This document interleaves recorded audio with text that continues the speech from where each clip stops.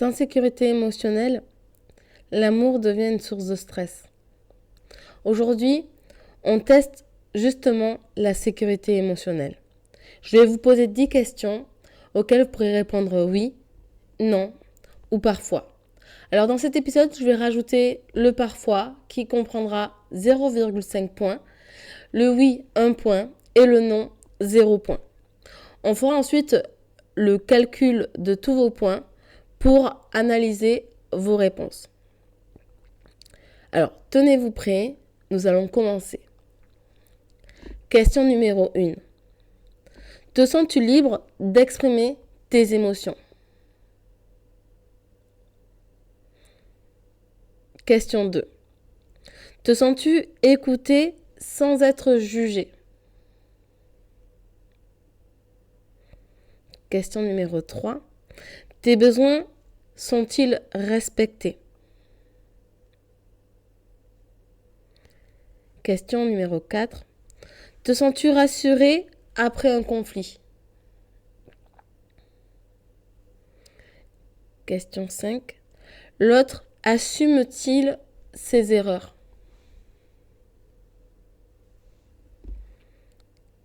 Question 6. As-tu peur d'être abandonné? Question 7. Te sens-tu prioritaire?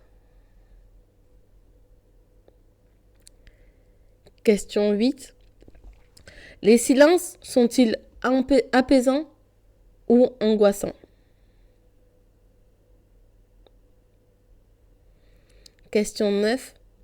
Peux-tu être toi-même sans te censurer?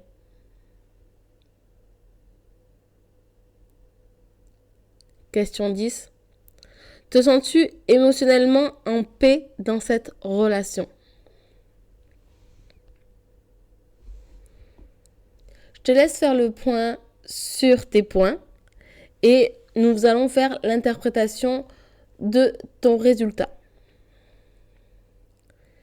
Si tu as entre 0 et 4 points, tu es en insécurité émotionnelle. Si tu as entre 5 et 7 points, tu es dans une sécurité fragile.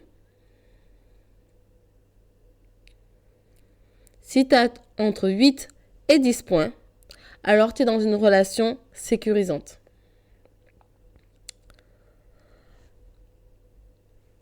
On ne peut pas aimer sereinement dans un espace où l'on se sent en danger émotionnel. Ce test est plus pour toi, pour que tu prennes conscience dans quelle relation tu es. Dans une relation où l'émotion ne prime pas, où justement la communication ne tourne pas assez autour des émotions, autour de ce que l'on ressent, et aussi voir comment l'autre peut percevoir nos émotions et qu'est-ce qu'il en fait, d'accord? Parce qu'on est maître de ce que l'on ressent, de nos émotions, mais aussi l'autre est responsable de ce qu'il en dégage, de ce qu'il en reçoit comme information de vos émotions et sentiments. Et ça vaut sur l'équilibre de votre couple. Parce que vous ne pouvez pas justement aimer une personne si vous ne vous sentez pas forcément en sécurité émotionnelle.